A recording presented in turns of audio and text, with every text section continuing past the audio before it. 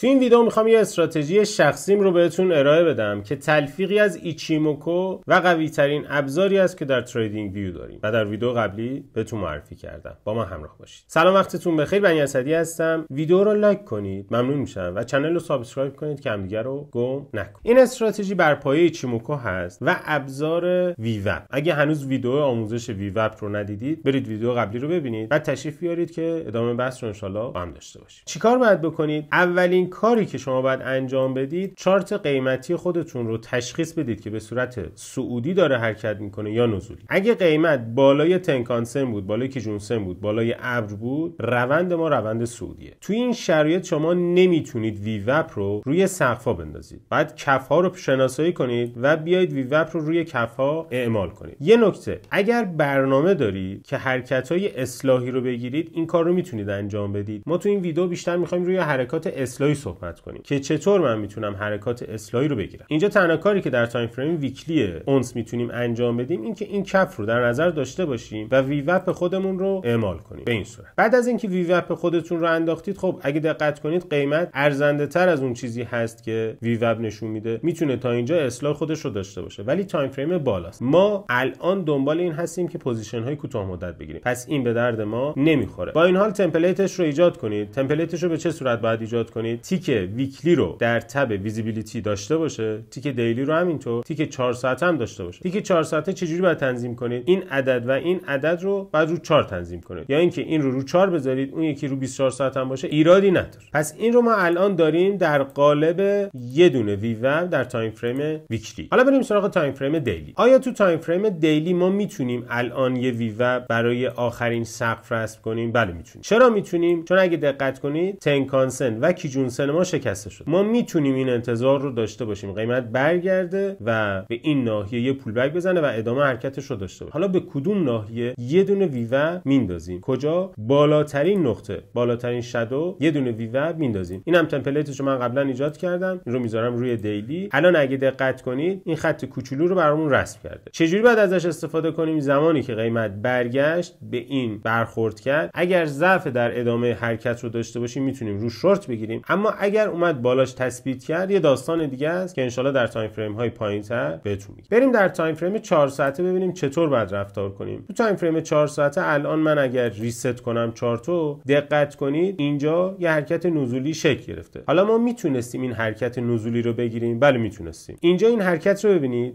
با یه دونه کندل اومد و تنکانسن و کیجونسن ما رو شکست. زمانی که اینطوری میشه شما میتونید ویوپ خودتون رو در تایم فریم 4 ساعته رو سقف اعمال کنید. پس من میام اینجا یه دونه ویوپ میندازم، احتمالاً ویوپ من با این ویوپ تقریبا یکسان باشه. این رو انداختم، میذارم روی تایم فریم 4 ساعته و میشه این. حالا با این چطور میتونم پوزیشن بگیرم؟ خوب دقت کنید، زمانی که ما اینجوری یه حرکت شارپی داشتیم، اگه اومد قیمت بالای این خودش رو تثبیت داد، منتظر میشیم ببینیم ادامه حرکت رو چجوری میتونیم داشته باشیم. شما رو این کندل میتونید پوزیشن لانگ بگیرید، ولی در ادامه متوجه میشید آره روند ما روند ضعیفی هست. بعد اگه دقت کنید یه حرکت شارپی به این صورت برگشت و عملا این کندل رو کاور کرد. اگه دقت کنید یه شادو زد زیر این رو هم دید. پس نشون میده که ما هنوز میخوایم اون حرکت اصلاحی خودمون رو داشته باشیم. حالا این حرکت رو از کجا متوجه میشیم که نمیتونه ادامه روند صعودی ما رو داشته باشه؟ این سقف رو اگر دقت کنید این حرکت نتونست بشکنه، یعنی در کندل دوم ضعیف شد، در کندل سوم ضعیفتر شد و عملا نتونست بالای این سقف کلوز بده. پس نشون میده که ما روند صعودیمون نمیتونه ادامه دار باشه و در ادامه اومد پایین ویوپ ما کلوز داد. پس نشون میده که ما قرار یه حرکت نزولی داشته باشیم. روی این میتونستید پوزیشن بگیرید، استاپتون رو میتونستید بالای این کندل بذارید. حالا این رو من نتونستم بگیرم. چیکار باید بکنم؟ در ادامه اگر اومد و پول بک خودش رو تکمیل کرد و اومد توی این محدوده، شما میتونید روی این ویوپ پوزیشن بگیرید. به چه صورت؟ میاد بالا، ممکنه کوچولو بازی کنه، بعد بشکنه، یعنی در جهت روند داره ویوپ رو بریک میکنه اصطلاحاً. روی اون کندل شما میتونید پوزیشن خودتون رو بگیرید. خب الان من باید بالای این خط ویوپ پوزیشن بگیرم یا پایین این خط؟ نباید پایینش بگیرید. چرا؟ چون ابر رو اگر دقت کنید ابر نزولی شد. این نکاتی هست که باید خیلی دقت کنید. بریم تایم فریم پایینتر ببینیم داستان به چه صورت هست. تو تایم فریم پایینتر روند نزولی ما دقیقاً شکل گرفته. شما اگر دقت کنید اینجا روند نزولی رو داشتیم، قیمت درگیر کمو شد، نتونست بالای کمو خودش رو تثبیت کنه. این ویوپ هم نشون میده که ما روند نزولی رو داریم. شیبش رو اگه دقت کنید رو به پایینه، پایینه، اینجا این حرکت نزولی ادامه دار. چیکار باید بکنم؟ میتونید این قله ها رو در نظر داشته باشید واسه اینکه با ویوب و ایچیموکو ترید. این قله رو من میتونم در نظر داشته باشم به عنوان یه ناحیه که دورتر هست. این قله رو من میتونم در نظر داشته باشم. روی هر دو ویوب میندازیم. این اولین ویوب ما. خب این رو من میام در تایم فریم 1 ساعته کاستومایزش میکنم. اینم دومی رو هم بندازیم که کامل ببینید داستان به چه صورت هست. حالا اگه دقت کنید بازی بین این دوتا انجام شد. بعد از اون دیگه ادامه حرکت نزولی رو داشتیم. من یه لحظه ایچیموکو خودم رو خاموش کنم. شما دقت کنید. اینجا حرکت نزولی رو داشتیم. بعد اومد به ویوپ ما که روند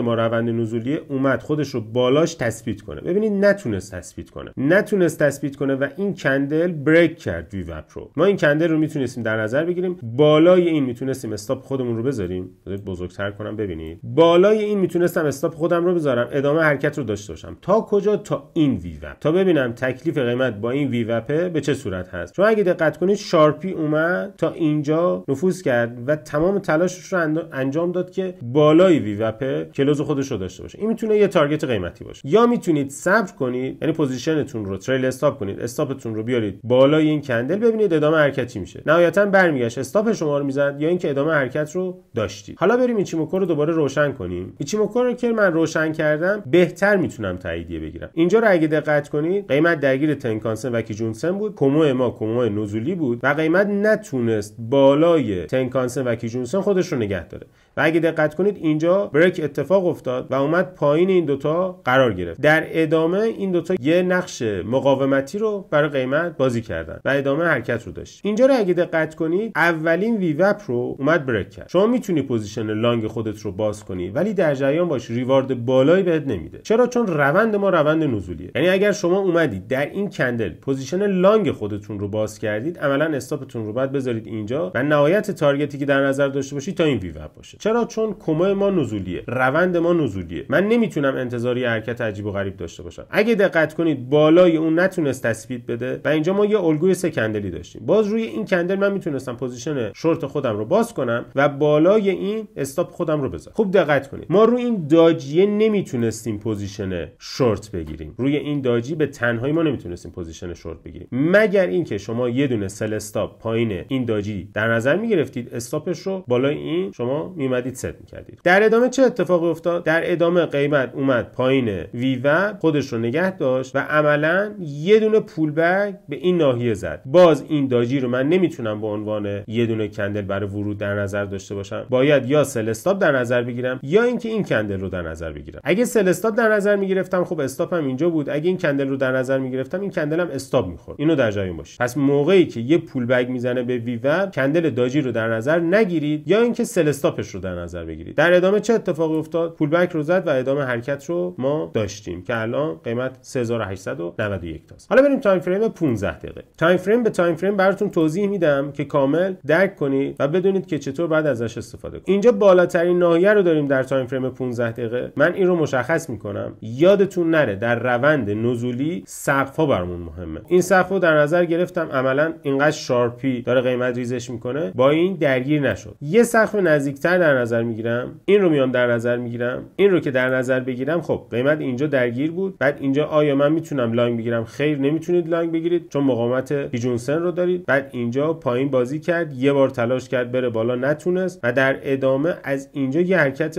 رو به بالایی داشت. ما اینجا پوزیشن لانگ نمیگیریم. اگر بخوایم پوزیشن لانگ بگیریم نهایتا باید اینو در نظر بگیریم، ولی این چون بالای کومو نزولی هست احتمال اینکه قیمت بهش برسه کمه. پس نمیتونیم ریسک کنیم و عملا این کندل به ما یه ریوارد یک نداده. چیکار میکنیم؟ منتظر میشیم تا در جهت روند نزولی ما به ما سیگنال بده. اینجا دوباره برگشت قیمت. این رو اگر دقت کنید هنوز حمایت کیجونسن رو داره، ولی این کندل عملا اومد پایین کیجونسن، تنکانسن و ویوپ بسته شد. خب عملا من میتونم در این وارد پوزیشن بشم و استاپم رو بذارم بالای این کندل و این حرکت شورت رو بگیرم. تایم فریم به تایم فریم این کار رو میتونید انجام بدید. در تایم فریم 5 دقیقه ما الان دو تا وی وب داریم که از تایم فریم های بالا هستن، تایم فریم 15 دقیقه. اینجا چون روند ما نزولی دوباره تکرار کنم، بریک ها به سمت بالا رو در نظر نمیگیریم، ریسکیه مگر اینکه با ریوارد کم. یه چند تا رو بررسی کنیم. اینجا رو اگر دقت کنید اومد بالای اون بریک کرد و خب نهایتا یه ریوارد نیم به ما داد، پس عملا ارزشی نداره. اینجا رو اگه دقت کنید بریک کرد رو پایین و این به ما ریوارد خوبی داد، حداقل یه ریوارد 3 به ما داده. در ادامه اگر دقت کنید اینجا بریک رو به بالا داشت، چون روند ما روند نزولی بود در نظر نمیگیریم. دوباره میایم بریکی که رو به پایین هست در نظر میگیریم، به ما ریوارد تقریبا 4 داد. دوباره این حرکت رو به بالا رو نمیتونیم در نظر بگیریم، این بریک رو به پایین رو در نظر میگیریم. اگه دقت کنید یه ریوارد بسیار بسیار عالی رو به ما داده، هنوز که هنوز پوزیشنمون باز. پس به این صورت میتونید ترید کنید. زمانی که از این سیستم استفاده میکنید همیشه حواستون به قیمت تنکان-سن، کیجون-سن و کومو باشه. قیمت اگر پایین تنکان-سن، کیجون-سن و کومو قرار گرفت، وی وب هایی که رسم میکنید قیمت باید بیاد بهش برخورد کنه و بریک رو به پایین داشته باشه، یا اینکه پول بک بزنه و بعد از اون یه الگوی سکندلی بده. این رو حتما حواستون باشه. در غیر این صورت در روند صعودی برعکسش رو باید در نظر بگیرید. قیمت باید بیاد بالای تنکان-سن، کیجون-سن و ابر. اگر قرار پول بک بزنه به وی وب، منتظر یه حرکت صعودی هستیم، یه بریک صعودی هستیم. این رو اگر در نظر بگیرید احتمال استاپ خوردنتون خیلی کم میشه، ریواردهای خیلی خوبی هم میتونید بگیرید. تو جلسه آینده یه استراتژی بهتون ارائه میدم با کمک وی وب و یه اندیکاتور اسمارت مانی که بهتون معرفی کردم. اون دو تا رو با هم تلفیق میکنیم و بهتون میگم که چطور باهاش ترید کنید.